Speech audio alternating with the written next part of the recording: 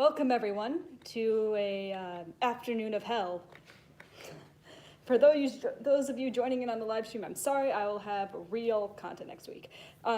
So you think you know fan fiction. You think you know cringy fan fiction. You think My Immortal is the worst fan fiction written ever, right? Oh, you have so much to learn.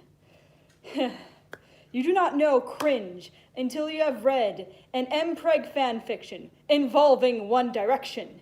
You have not seen true Abominations until you have read not one, but two Sonic fan fictions about 9/11. You have not seen true horror until you have read The Furry Bible and a fan fiction known for the pairing Goku, X, and Frank.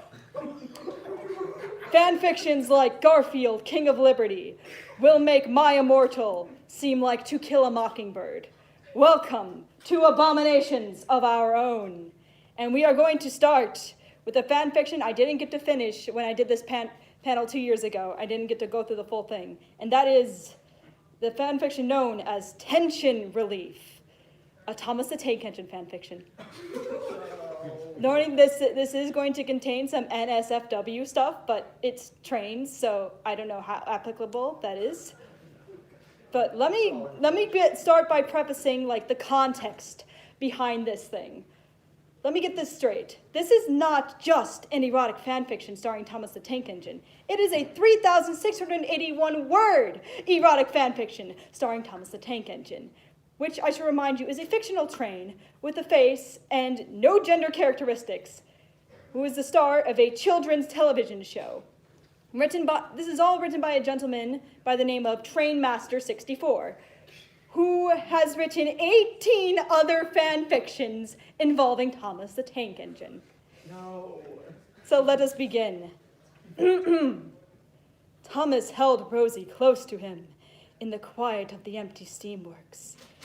He doesn't have any arms. How can he do this? He had suggested that he and Rosie spend the night there to give her the chance to relax.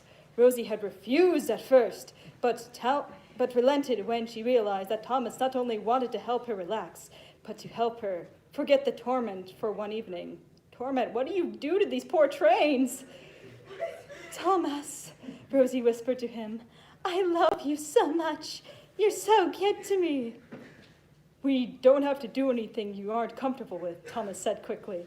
We can just talk if you want, or we can kiss if you put everything aside for tonight and just relax. Oh, Thomas, let's talk first then. All right, Rosie, what do you want to talk about? How much I love you and how much I want to kiss you. Thomas began to kiss Rosie. With great care and sensitivity, Rosie blushed, and she moved closer to Thomas, revealing his soft touch upon her. He doesn't have arms! He was so kind and caring, never being too rough or too gentle. He was exactly perfect for her. He loved how he kissed her and held her close to her. He truly loved her, never wanting to let her go, and she never truly wanted to leave him. Soon, Thomas began to kiss her more passionately. Flushing, Rosie kissed him even harder. She was feeling herself needing to kiss Thomas, and I'm used to that reading the story I'm writing. A character is named Thomas. Anyways, to hold him even closer with him, with such forceful passion, even though she has no arms either. Very carefully, Rosie ran her tongue across Thomas's lips. Thomas opened his mouth, and Rosie's tongue dart inside. She was blushing profusely and completely lost her love for him. For a while, the two were sitting simply kissing each other with a deep passion. Rosie emitted a faint moan of longing when Thomas broke off. This was amplified when Thomas kissed her cheeks and her brow very sweetly and delicately. He was making her feel nothing but pure love and adoration for him, which was exactly how he felt about her. Thomas was only interested in making sure that his love was content in enjoying the evening. Mind you, these are two sentient trains that are doing this. Oh. This is a Thomas the Tank Engine fan fiction for those who walked in late. Rosie's eyes fluttered open. Dimly, she noticed that Thomas was moving her backwards towards the lift. She knew that Thomas was about to do what Thomas was about to do, and she decided she wanted something else from him. Instead, Thomas, stop, please. Thomas stopped, looking at Rosie with love and concern in his eyes. What's wrong, Rosie? Do you want me to do this? More than anything, Thomas, it's just, I want to taste you first, Thomas. Please let me do this first. Oh, fucking hell. Thomas was as red as James, which apparently I think is one of the red trains. Realizing what his love was meant to do. Oh, Rosie, I really wanted to do this for you. Yes, because she's the one who receives pleasure by blowing you. Rosie was now inches from him, her eyes hungry and her face full of intent. Thomas licked his lips nervously. Rosie was driving him wild inside. All his arguments against this had melted away as he gazed at his love. Do you want to help me, Thomas? Rosie breathed. Thomas now trembled as his love looked at him directly in the eyes. Yes, because nothing could cheer up a woman more than letting her give you a blowjob. No, that was part of my commentary. Yes, women apparently love that so much. Do you want me to be distracted, Thomas? Yes, Thomas whispered. Then move backward towards the lifts, Thomas. Drop your fire. Let me love you. I can't even with this shit. Rosie put Thomas backwards towards the lifts. Clearly, she was intent upon her goals. Thomas blushed as his love kissed him with passion. Holding him close. How? They don't have arms! Thomas blushed as his kiss. Oh, wait, never mind. Slipping her tongue past his lips again, intertwining with them in a passionate dance of love. Drop your fire, Thomas. I want you to enjoy this. Thomas obeyed, captured spellbound by Rosie's eyes. He was slightly shaking as the lift began to raise him skyward. As he went up, he could feel himself becoming exposed to Rosie. His internal workings were revealed to her as he sat upon the lift, perpendicular to the ground. He couldn't help but blush. His face burned, though it was nothing like the inner fire that had been developing within and was now burning bright. Oh my... Okay, let's think about this, guys. How can we make trains have sex? How can we have them access each other's genitalia, even though they're trains, they shouldn't really have genitalia? Why, with train lifts, of course! Rosie simply stared at Thomas, revealed to her in all his glory. Thomas was familiar yet strange. There was many places on him that she knew she would spend time upon. The most important of these was a steam port, a nozzle-type device pointing down where the ground would normally be. Is anyone a train engineer? Does anyone confirm if this is accurate? No? Okay, then let's believe it. This, she knew, was a place where excess steam would be drained to help relieve boiler pressure. Every steam engine had such a place. Hers was an open hole in her own underside. Because of fucking course it is. In that instant, Rosie knew what she was about to do. Delicately, she touched Thomas's port with her tongue, flicking it once. Thomas groaned, trembling. Though he had been trembling from the beginning, Rosie couldn't help but smirk at this. Thomas, you're so beautiful, Rosie whispered to him. Are you scared, my Thomas? You're shaking. I don't know her voice. I don't watch Thomas the Tank Engine. I can't help it, Thomas shuddered. You're just so amazing, Rosie. Have you ever done this before? Never. Because of fucking course she's never done it, and she's going to be perfect at it, because that's how that works. But I think I know what you need. Do you want me to do this? Rosie gently stroked Thomas's port with her tongue, making him moan and shake harder. Rosie, don't stop.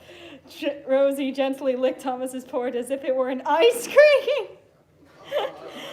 Fucking damn it. Making Thomas quake, Rosie was very good despite her inexperience, because of fucking course she was. Her tongue swirled around him, surrounding him and making him moan with pleasure. It was clear that Rosie was giving Thomas immense satisfaction and pleasure. She continued to work upon him. Then Rosie stopped for a moment. Thomas was about to ask her why she had stopped, when she suddenly he felt something cool and wet drizzling onto his pore. He shuddered violently as he realized that Rosie was gently drooling onto him, soaking him before she proceeded to lick it all the way, moaning louder than ever. This is the most detailed blowjob I have ever read out of any fan fiction. And this is one about trains. Moaning louder than ever, Thomas could not believe how sensitive and powerful Rosie was upon him. "Oh, Thomas," she murmured, "how turned on are you? Do you feel because I am so wet right now?" "Oh, Rosie, don't stop, please. You're just too good." "What do you think of, Thomas, when you're turned on? Do you think of me sucking you off? Or do you imagine me tasting you? Do you think of me covered in you?" Rosie's voice was thick with seductive tones. She knew what this would do to Thomas, and what he was doing for herself as well. Thomas's eyes was flooded with impossible images of Rosie underneath him, her lips sealed around his port and sucking deeply, her eyes big and sparkling with love and lust. Suddenly, Thomas moaned in absolute pleasure. Rosie was making his dream come true. I regret that so much. Okay. Rosie gently wrapped her lips around Thomas's port, delicately applying pressure to him as she caressed him with her tongue. She could taste Thomas on her tongue, absolutely loving the way it tasted to her. As Thomas shook and writhed, she kept licking inside him of her mouth. Soon she began to taste something different, something very different. Thomas was seeing stars from the pure pleasure Rosie was giving him. "Ah, Rosie, I'm going to..." Suddenly, Thomas felt something going through him, too fast for him to control. "Rosie!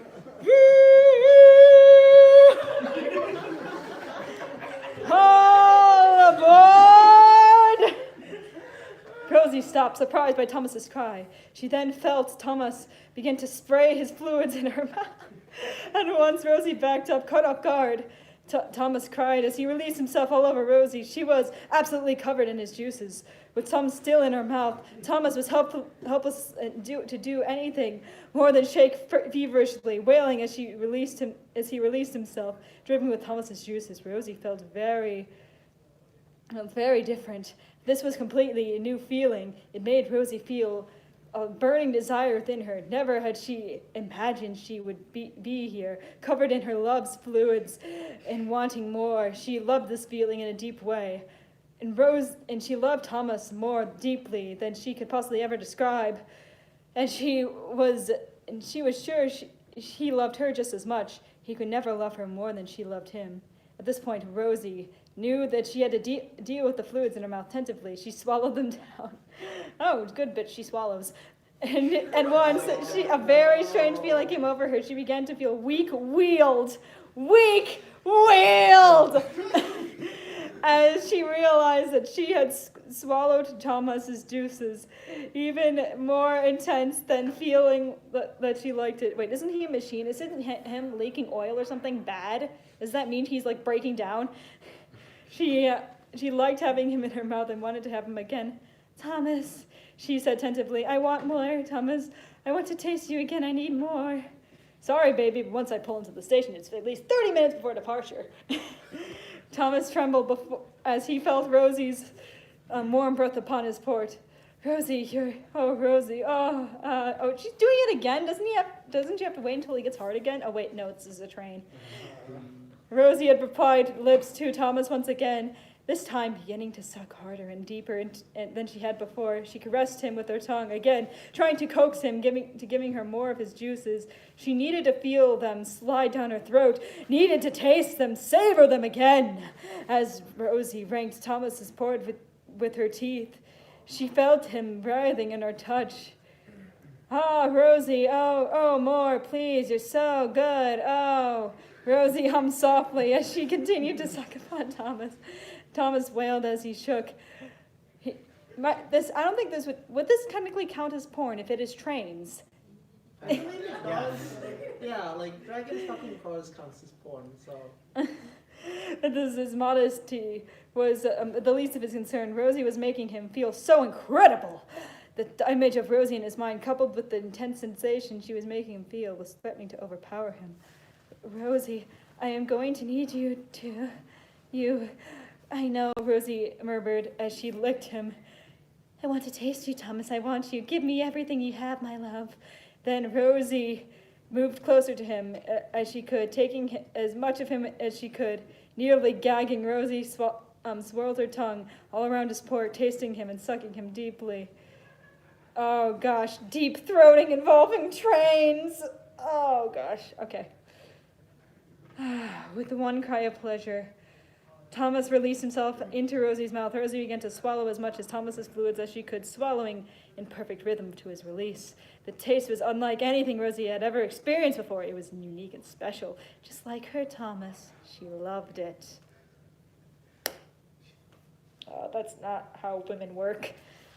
But she's a train, not a woman. Okay, very true, very true. Determinedly, Rosie kept swallowing, ignoring the dizziness that came with the knowledge that Thomas's fluids were pouring down. How many times are we going to mention this? This is just repeating over and over and over again. And then proceeded to use her tongue to clean up any remaining traces left over. Had she been aware of her love's reaction, Rosie would have noticed Thomas bucking and writhing upon the lift as Rosie cleaned him with her very sensitive tongue. But tongues are not sensitive? But no. Anyways, Rosie backed away, letting Thomas come down off his high. Thomas was still trembling, even though after he hit the ground, breathing heavily, moaning softly. He looked so cute in Rosie's mind. Then she remembered how she had swallowed every drop of his juice. Of course, why do you keep bringing that up? Somebody has some... Okay, that's obviously your fixation, sir. And reconsidered. Thomas was more than cute. He was her love. And he had turned her on. Thomas, on the other hand, simply thought Rosie was hot. There was nothing else for it. She was absolutely incredible. And their love for each other was absolute. Rosie was perfect. She was gazing at him with such burning lust, longing in her eyes, it made Thomas weak-wheeled. If I could punch a sentence... Oh, wait, never mind. Oh, that's the wrong one. Thomas, Rosie breathed, moving ever closer as he spoke. I'm getting this off a forum, so they have, like, written comments. I'm trying to scroll past them. But, yeah. Because apparently this was banned from fanfiction.net. Good. Thomas, Rosie breathed, moving ever closer to him as he spoke. Do you know how you tasted? No. Would you like to? Thomas kissed Rosie deeply and passionately, his tongue moving inside of his mouth to meet hers. Thomas caught the taste of... He recognized his own fluids upon Rosie's mouth as he kissed. Okay, how did you recognize your own... Have you done this before? I can't. Okay. Though the thoughts nearly made Thomas wish he were back on the lift, letting Rosie have even more of his juices, as he knew would release upon her slightest touch. So turned on was he. Rosie was past pink, and I think she's a pink-colored train, so of course she's fucking pink. Having turned a dark shade of crimson, she was terribly aroused, and now in need of release. She needed Thomas's touch upon her to truly make the evening complete. She wanted Thomas to make her come to him, to release everything else as he dropped everything else from her life except that one powerful moment. Oh gosh, this is really terribly formatted. Thomas carefully moved them backwards, never breaking their kiss. Rosie knew she would get her wish. Drop your fire. Hold on tight. Not yet, Thomas. Kiss me. Thomas and Rosie kissed again at each other deeply. The intense passions that furthered one each other one another, not willing to let another one go. Their tongues swirled inside each other's mouths as they kissed each other, passionately giving themselves to each other. Thomas kept kissing Rosie until he was sure she was ready to stop. The two broke away and gazed into each other's eyes. With pure love and trust, Rosie was blushing deeply, looking at Thomas with the burning desire. She needed him now. Thomas, I know, my love, just hold tight. Okay, yeah, hold tight with your lack of arms or legs. Or anything, really, because you're a train. Rosie felt herself rising on the lift. She felt herself becoming more exposed to Thomas somehow. Felt his eyes looking all over her. Rosie blushed deeper, as if it were even possible. She somehow liked the fact that Thomas was seeing her revealed to him like this. Trembling from anticipation, Rosie felt herself growing wetter and wetter, and Thomas knew. And she knew what Thomas was going to do with her, and wanted nothing more than for him to do it. Thomas gently licked Rosie's underside, moving slowly down and kissing her as she went. Rosie moaned, trembling as Thomas moved carefully along her underside, giving special care and attention to as many places as he could. Though I don't know train mechanics, but you think you could be a bit more creative than just the port, the steam port. Maybe, play with her, the pipes a bit more. There was no doubt that Thomas was making Rosie feel very good inside. That's it, my love. Just relax. Let yourself go. Moan for me, Rosie. Come to me. Thomas, you're so good, Rosie whispered as Thomas missed her port, moving near it but never touching it directly. Eat me, Thomas, please. I'm so wet, Thomas. But trust me, Rosie. I know what I'm doing. Thomas has been with more than one lady train.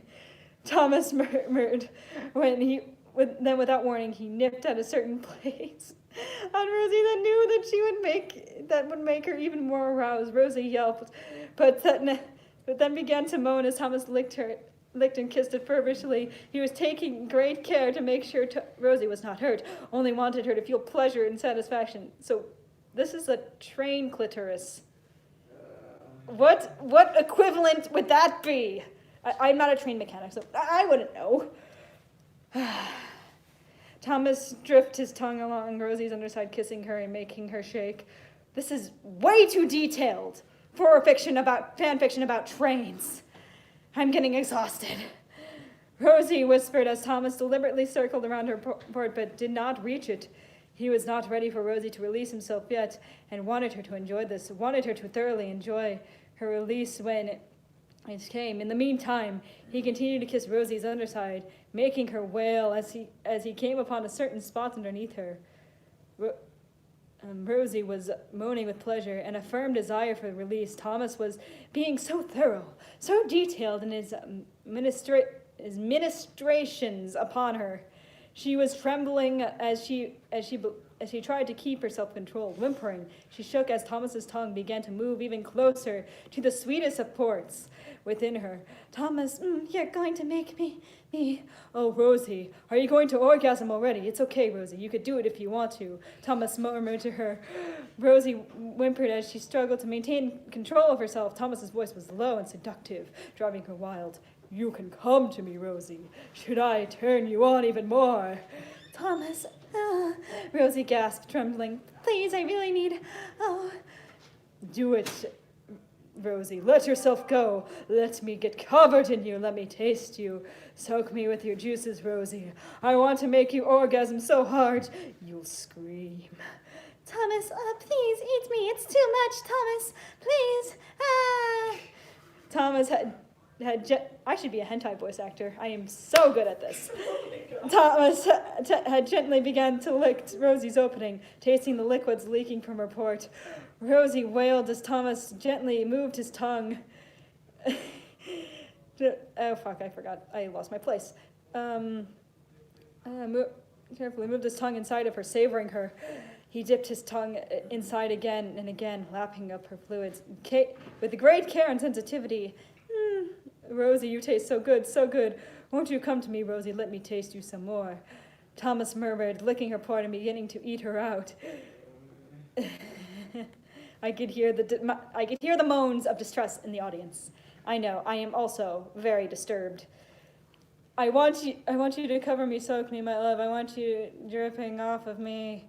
Suddenly Rosie began to lose control. The images of Thomas thoroughly covered her, combined with her intense feelings of inner heat and passion, overpowered her at least. Thomas, As Thomas had promised, Rosie screamed and released herself. Thomas began to suck directly in her, opening her fluids, drinking her fluids deeply, and reaching deep into her core to lap her juices. Another very long paragraph about him tasting her. Rosie was in a state of ecstatic pleasure. She felt herself releasing her orgasm, felt Thomas drinking it up, and screamed as she came even harder.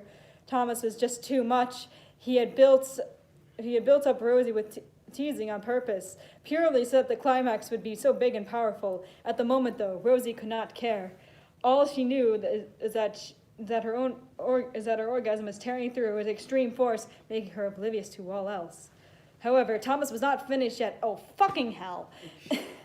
He groaned into Rosie as he continued to lick her port, making Rosie scream, and she came again. Rosie bucked and shook, trying to desperately let herself go completely.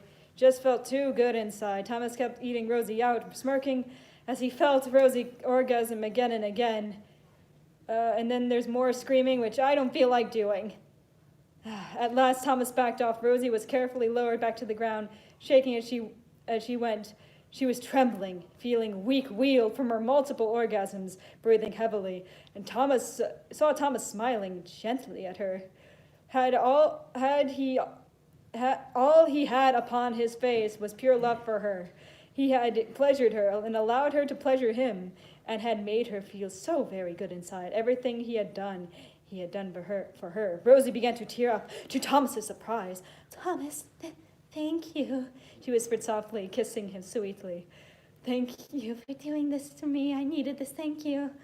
I love you, Rosie. I'll always be here for you, you know that. Smiling through her tears, Rosie kissed Thomas gently on the mouth, slipping her tongue inside and joining them immeasurably. Thomas felt her tears on his face as she kissed him, blushing as she kept giving herself to him completely.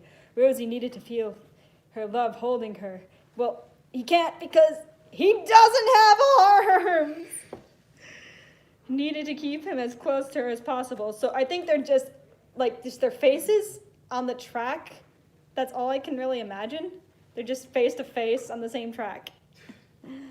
Rid herself from the memories that consumed her. It didn't work, Thomas. I still remember them, she whispered to her love, upset. Oh gosh, what? Okay. Oh gosh, did you have a really bad conductor? Do you have daddy issues or mechanic issues or engineer issues? I guess engineers are. I don't know. I'm thinking too much into the train logic. You'll always remember them, my love. Never forget them. Just remember the good times instead of the bad. Oh, Thomas, the memories. My brother's gone. My memories hurt so much. Rosie shivered slightly as she remembered, tears silently falling down her face. I miss them all so much. What? Was there some kind of train drama that we didn't know about?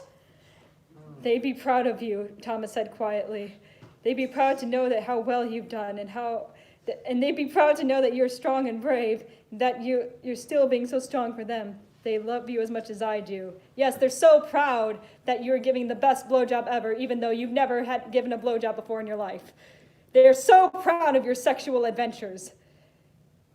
Rosie shook as she wept, words failing her as she cried into Thomas's embrace. We are almost done. We are almost done, people. Thank you. We are almost done. She knew that she was strong and brave, but she still loved that Thomas was always there for her, to hold on to and support her. As she cried, Thomas whispered his words of comfort, never letting her go, and always being there for her, holding her and kissed her brow, and kept her close to him as she had fallen asleep. The end! Holy shit, that was tedious. I'm never reading that fanfiction again. Good. Never again, because it's so long and tedious, and it just gets boring. Alright, so a bit of backstory from the Thomas the Tank Engine wiki. Rosie is a lively little tank engine who idolizes Thomas, which sometimes bothers him. She works as a shunting engine and mixed traffic engine in the Knapford shunting yards, but is now Oh, hi, 24 people still watching. Yeah. Okay, so we can do the Hogwarts School of Prayers and Miracles, which is like apparently some like mom was like, I want to adapt this to be more Christian friendly. Or we could do Forbidden Fruit, The Temptation of Edward Cullen, which already has a really nice dramatic reading, but it's by the same author of My Immortal, but it's a Twilight fanfiction. Let's do the Edward Cullen one. Yeah. So should we do the Harry Potter one or the Twilight one? Twilight one. Twilight. I actually like Harry Potter. I don't need it ruined. I don't know. I mean, there is already a really good reading of the Forbidden Fruit one. Then do the Harry Potter one. Yeah, I'll just do the Hogwarts School of Prayers and Miracles. This one is going to be free from smut because it's a delightful Christian story. Okay. Author's note. Hello, friends. My name is Grace Ann. I am new to the whole fan fiction thing, but really, recently I've encountered a problem that I believe is that this is the solution to. My little ones have been asking to read the Harry Potter books, and of course I'm happy to read them anything, but I don't want them turning into witches. So I thought, why not make some slight changes so these books are family friendly? Then I thought, why not share this with the other mommies who are facing the same problem? So, ta-da! Here it is. I am so excited to share this with all of you. So without further ado, that's my best like innocent mom voice. So, I need some water. Once upon a time, there was a little boy named Harry Potter who lived under the stairs in a house on Privet Drive with his aunt and uncle. He was a good, obedient boy who did all his chores, but he felt that there was something missing in his life, something big and special. But he could not quite name it. He stayed up every night and wished for his special something, but then one day there was a knock at his door, and everything changed. Answer the door, Harry, his Aunt Petunia, a career woman, barked from her armchair where she sat with her feet up. She had short, curly blonde hair and never wore any makeup. Uncle Vernon nodded sheepishly from the kitchen and put a tray of moist, chocolatey brownies in the oven. Shouldn't you be doing that? Harry thought. So Harry's a sexist. Okay. But he was a very obedient young boy, so he answered the door right away. He turned the brass metal doorknob and pulled open the heavy wooden door. On the porch was standing a huge, muscular man with a big, manly beard, and he was dressed in a plaid red shirt, blue jeans, and sturdy leather boots. His chest was covered in a thick, unruly carpet of coarse brown hair. Okay. He wore a necklace that looked to Harry like a lowercase t, but just looking at Harry, feeling happy, peaceful somehow, he couldn't say why. Good morning, kiddo, the man greeted amiably and smiled at Harry. He had the peaceful, friendly sort of face that you just knew you could trust. My name is Hagrid. Could I speak to your mommy and daddy? I don't have this is written by an American because it says mommy instead of mummy. I don't have a mummy or daddy, Harry replied sadly. He looked at his raggedy old shoes that were blue. Perhaps that was why he felt so lonely, he thought. No, for the first time. Maybe that was what he was missing, a mommy and daddy. But no, that was not quite right. I'm so sorry to hear that, Hagrid uttered emphatically. You can speak to my auntie and uncle, Harry retorted politely, and blinked his big, blue, childlike eyes. Desu. What do you want? Aunt Petunia peered out the door with her narrow, suspicious eyes. She was wearing a baggy, unflattering pantsuit. Oh, gosh. Hello, neighbor. I was wondering if you had been saved. No. Hello, my name is Hagrid, and I would like to share with you the most amazing book. Hagrid exclaimed brightly and tipped his wide-brimmed straw cowboy hat. Aunt Petunia laughed a gravely laugh and leaned forward to her sturdy practical boots. Saved? Don't tell me you're one of those Christians. Harry did not know what that word meant, but Hagrid's smile was the most peaceful smile he had ever seen. It made Harry feel warm and happy inside, just seeing the glowing, radiant grin on the kind, friendly stranger's face, and wondered why Auntie Petunia and Uncle Vernon did not smile like that. "Yes, I am," Hagrid replied kindly. "Are you?" But Aunt Petunia laughed again, stuck out her pointy, sharp nose in the air. "We are too smart for that. Haven't you read Dawkins? God is dead. Dawkins proved that." "Are you okay in the front?" "Would you like us to educate you on Dawkins?" "What is a Christian?" Harry queried innocently and scuffed his shoe on the shaggy yellow carpet, which had not been vacuumed in quite some time. "Christians are people who want to be good," Hagrid explained wisely, and crouched down so he was on eye level with Harry. "We want to go to heaven after we die. Do you know what heaven is, Harry?" Harry shook his head. His big eyes were wide and curious. "Heaven is a beautiful place where we could be with God." Aunt Petunia smacked her hands over Harry's young ears. Her voice was sickly sweet in which she said, "Thank you very much for your concern, sir, but he does not need your religion. He has science and socialism and birthdays." Socialism.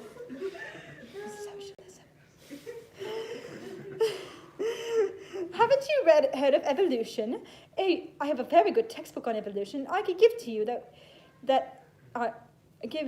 give you on it, and if you would like to learn things." Hagrid laughed wisely. "Evolution's a fairy tale.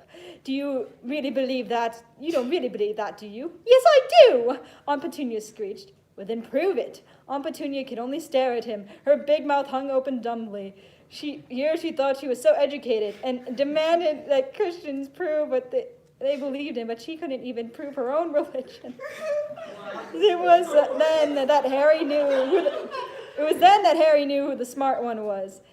Tell me how to get to this heaven place," Harry cried wistfully, clasping his hands together. Sometimes the wisdom of little ones was really amazing. We think that we grown-ups know it all, but then God speaks through the mouths of little ones and shows us how we are all mortals struggling along the path of life. Humility.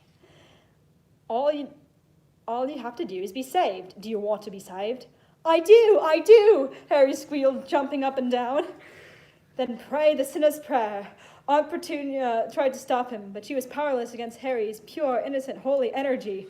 Soon, Harry said the prayer. Hagrid beamed happily. "You're a Christian now, Harry."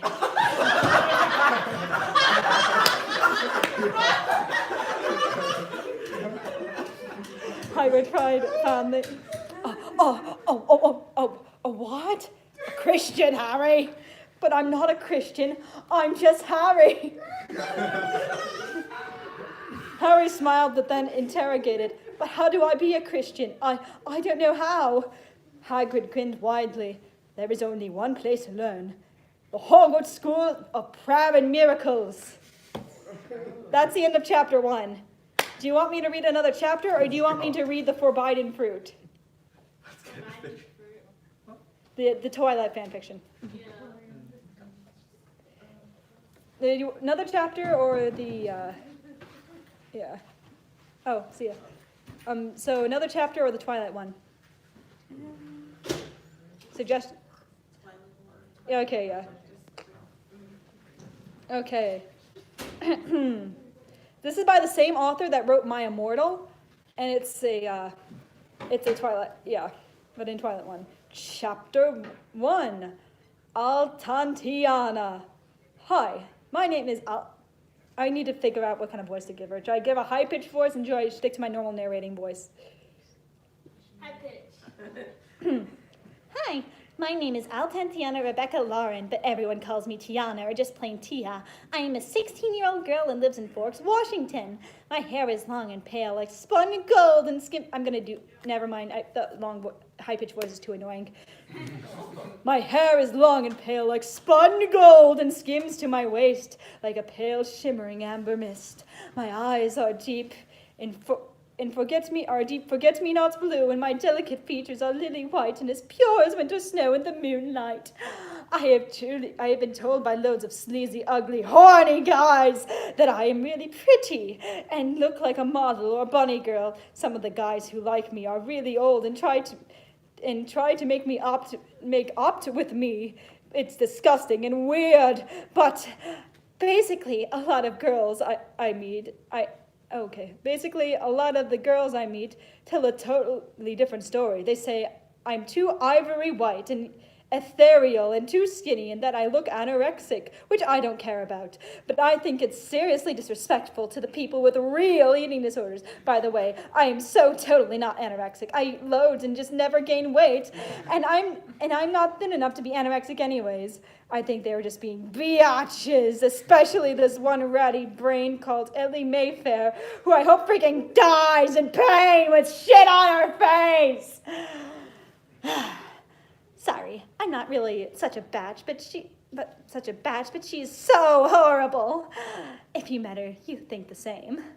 Anyways, I'm quite tall and slim, but with really big boobs that I used to hate because they look noticeable on my slender body and draw too much attention. But now I like them and I don't care who stares at me. I have a lip ring and recently put black and indigo and magenta streaks into my long, pale blonde hair. I smell like mint and cinnamon. Oh, do you now, bitch? I wear mostly black and hot pink with deep purple and neon blue and listen to cool music. It's my first day at school in Forks, and I just moved here to live with my new foster parents, Dave and Marie. They are nice and all very whole, spelled like the whole, like you put stuff in. Some sweet people, but it is not like having a real family. I've been hurt too many times to let people close to me, and I don't talk to them like very real mom died. Very real mom died when I was born, and I never knew my real dad. I sometimes wonder what he is like, and if I will ever get to meet him. Dave gave me a ride to school, and I smiled faintly as he wished me good luck, and I got out of the car and went to school. Loads of people freaking stared at me as I walked down the hall. I was wearing a tight black leather pants with silver chains at the waist with a fishnet-like top where you could see my lazy black bra through it. Don't school have dress codes? Wouldn't this be against the dress code? I ignored the whispers of the big pink cheerleader imbeciles pointing at me.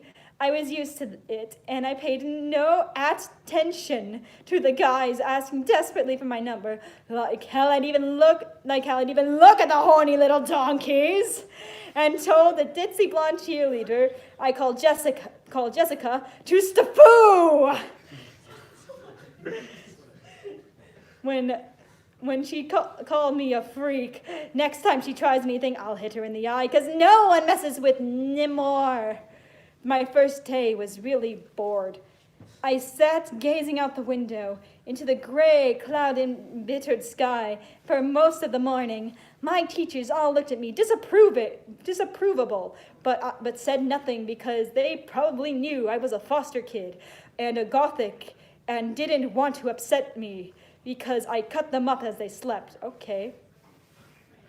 That took a weird turn. My ears are pierced 4 times. I have a tattoo of a scorpion, and like S, my birth sign, on my ankle, and a gothic cross on my shoulder. And on my hand, I have this weird birthmark in the shape of a 7-pointed star that I've had all my life. You're probably wondering why I'm bothering to tell you this. Well, I'll tell you now that I am no ordinary 16-year-old girl. You don't say. I have a dark secret, a dark, forbidden secret, which I am only just starting to understand. When I sleep, I hear whispers in another language, and even though I understand them at the time, when I wake up, I can't remember it. I also see weird faces in my dreams that fade to nothingness when I open my eyes, and I swear out of the corner of my eye, my birthmark glows a shocking bright gold and gets really hot sometimes, like Harry Potter. But when I look properly, it is back to normal boarding scar color. I am really graceful, like running antelopes. when I run very fast, and I'm stronger and faster than most people. I used to just think that I was really athletic, but now I'm not so sure. I think there might be something else at work, something much more mysterious and eerie, my bad. But the truth hovers so softly on the brink of my memory but if only I can remember the weird things that clung to the edge of my mind as I slept. At lunch, in the corner, I scanned the cafeteria quietly, my eyes smoldering dark blue beneath my dark black lashes and slim thighs curled under me. I then noticed an unbelievably jaw-dropping hot dude with tousled blondely brown hair, golden yellow eyes like wells of hot caramel, and pale, sexy features. He was tall and muscle, but looked like he was wearing eyeliner, and my body got all hot and cold at once as I looked at him. I had never felt this way about anyone before, and I totally never felt this weird feeling that I had met someone before, but I had no idea where I knew it. It was impossible. There's no fucking punctuation. But I'd freaking remembered that someone that hot. The girl next to him had long brown hair, her arms stripped over him like a freaking flesh-eating plant. So I thought, well, whatever, he's taken. She wasn't nearly as hot as he was. She wasn't ugly, though. I figured that I was maybe prettier than her. I never really saw myself as beautiful. Like, really? This is what, depending how you describe yourself in the first half, I have doubts. But I guessed from the things of others had said, plus this girl wasn't even great looking anyways, but I never tried to pilch another girl's boy BF because that's just low. Oh, really? I have a feeling we're going to see the opposite later. So I got up to leave the hall thinking I'd go smoke some bald drugs in the locker room while no one was there. As I waked over to exit, I couldn't help but notice the hot, pale guy's musky eyes as they met me. I locked away hurriedly. I smoked dope in the locker room for a bit and wandered to my next class. I bumped into someone in the corridor and my box fell everywhere. Frick! Frick! Frick! What the fuck? I screamed loudly. Watch where you're freaking going, asshole. Parentheses, I have anger problems. I am so sorry, he said in a voice like wet heaven. Please forgive me, my lady. It was the hot, pale guy. End of chapter 1. Okay, so we have 12 minutes. I'm going to skip to, hang on. I think there's an epilogue. Oh, no, it's not on here. Dang. The epilogue is beautiful. But I could read another chapter, or I can possibly read the 9/11 Sonic fanfiction. That sounds interesting. Oh wait, never mind. Hang on. Wait a second. Do I have to link to that? Oh gosh. Your hair is really cool.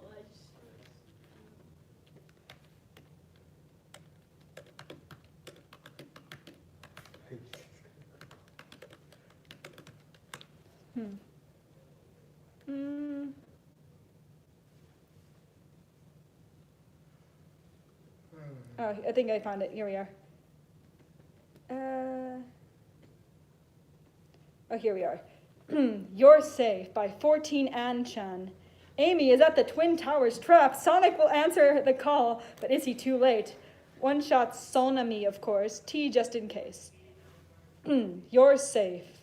Sonic had had just been scrolling around the channels of the TV when he saw it. Twin towers were coming down, and he only got a 10-second look before the phone rang. In less than a second, Sonic answered. Sonic is the name, and speed is my game. How can I help you? He's still like that after he just saw the Twin Towers coming down. Okay, that's a weird mood, but okay. Mr. Sonic? It was Cream, the sweetest 6-year-old you would ever meet, was in tears. Cream, what's wrong? He asked. It's Miss Amy. I think she's in the towers. Sonic's eyes widen. Amy, at the Twin Towers? No! Wait, how? You just said the towers. How can you instantly assume? And you just found out like 2 fucking seconds ago about what was going on. Okay, let's just abandon the logic. Put that over here. We're just not going to touch logic for a long time. A very, very long time. What? Cream, you have to be joking, Sonic said. Cream only just cried harder and said, she said that she was going to be right back. You know she loves the towers. Oh, she doesn't work there at all? She just goes in there? Okay. Please hurry, Sonic. A second later, Sonic was out the door, heading out to find Amy, the girl he cared the most for since he met her. Amy, he whispered. As the towers came to view, he saw one of the towers starting to fall over. That's not how it fell. And saw a lot of people who were already out watching. He tapped a random person's shoulder and saw it was Tails. Tails, are you okay? Where's Amy? He asked. Sonic, you need to hurry. Amy's in the other tower, trapped. She pushed me out before I got trapped as well. He said as tears came to his face. He nodded to his best friend as he was about to go in. Someone stopped him. He turned to see a policeman. I'm sorry, you can't go in, he said. Look, my friend is trapped in there. Trapped. I need to get out. The tower is already starting to come down. Sonic argued back. But sir, he was interrupted by Sonic already leaving and running up the stairs. Amy, he called. There was a silence. Amy, he yelled louder. Sonic, he heard someone yell back.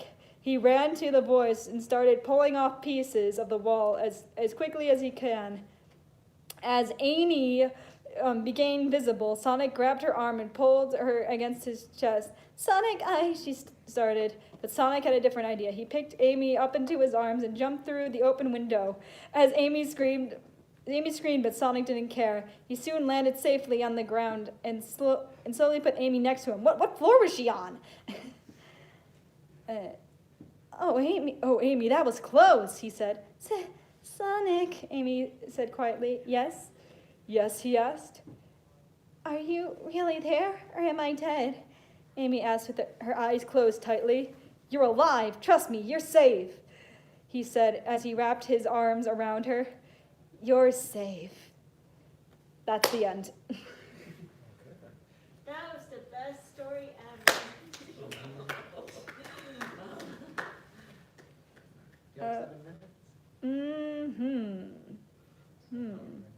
Jesus, accept my pencil. Nah. We could read another chapter of the Hogwarts School of Prayers and Miracles. I'm actually kind of curious because I haven't read. I just went into this completely blind. So, okay, going back to Hogwarts School of Prayers and Miracles. Sorry, this is so unorganized, but yeah. Okay. Okay, I'll read the author's note because it's kind of short. Hello, friends. I've been getting so very many lovely, thankful messages from mommies everywhere. I just wanted to say thank you for all for your encouragement. However, I have also been getting several messages saying that my story is bad because Harry Potter is not just about witches, it is also about friendship and kindness and bravery. Friends, this is exactly what I've been saying. Harry Potter has many good things about it, but it still has witchcraft. So my children cannot read it. But that is why I am writing this, so they can have all the adventure and good morals of the Harry Potter books without all that bad stuff that is bogging it down. I mean, Matthew 3:12, am I right? So, without further ado, on to chapter 2. Hogwarts School of Prayers and Miracles, Harry queried, and clasped his hands. Just hearing that name, he felt such a sense of inner peace. He wanted to have more of that peace, and he wanted to learn how to be a good Christian. He was starting to think that peace was being a good Christian were in fact the same thing. I want to go there. Hagrid beamed widely. He had been praying so hard to save a soul today, and he was so happy he had saved a soul of such a sweet, earnest little one. The poor boy, being raised by two parents who were not Christian, and who were both went to work and left him with a babysitter all day long. Wait, what about Dudley? Did they not mention Dudley in all of this? It was a good thing Hagrid had got here in time. 5 years down the road, Harry might have been fornicating drug addiction evolutionist. Hagrid Don't be silly, Harry, Aunt Petunia commanded, and wrung her long, bony hands. Come back inside. I'll read to you about evolution from Dawkins. No, you do not need that silly religion.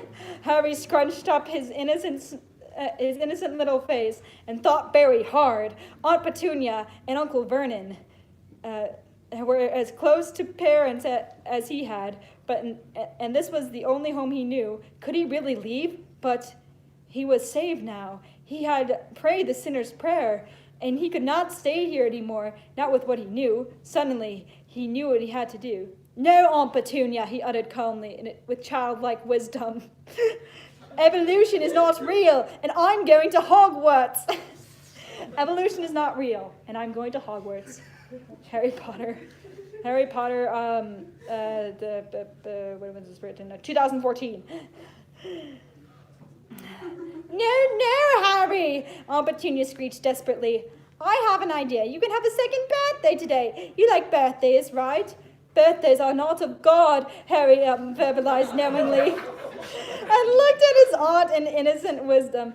You tried to correct me, but it did not work. But I forgive you, Aunt Petunia, because Luke 23:34. Wait, as he hasn't heard of the Bible, why is he quoting Bible quotes? Hagrid was amazed once again at the wisdom of the little ones. He did not know he could forgive someone who had hurt him as much as this woman had hurt little Harry. Deny him the truth? Who could be so cruel? But Harry did not think twice about it. He forgave, just like that. Truly, Hagrid gained a new understanding of Matthew 19:14 that day. Do not leave, Harry, Dudley wailed childishly. Oh, there he is. I must, Harry said, and stepped over the threshold. Goodbye, Dursleys. I hope you are safe too one day. And with that, he and Hagrid began to walk down Private Drive. How will we get to the school, Hagrid? Harry queried cautiously. We will pray, Hagrid retorted knowledgeably. How will we do that? Harry solicited inquisitively. Watch, Hagrid said. And then he got down on his knees on the road. He motioned for Harry to get down on his knees too.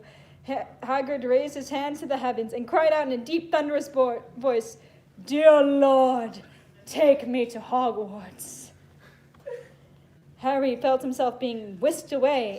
In a moment, he was sitting in cool, damp grass outside of the humongous, beautiful castle. He looked in awe at the tall towers and gray stones.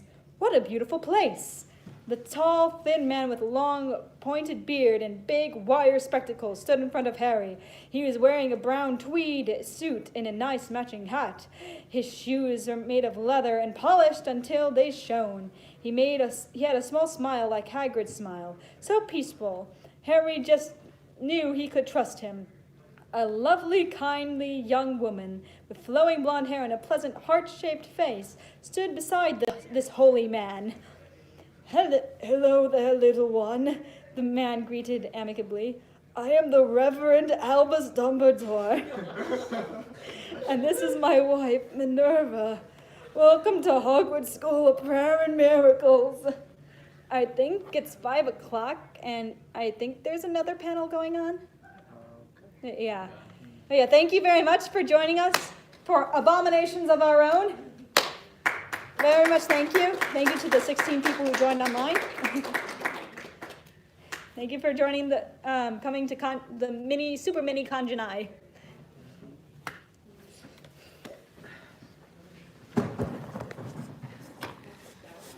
Thank you for joining me, Oktoberfest Miku.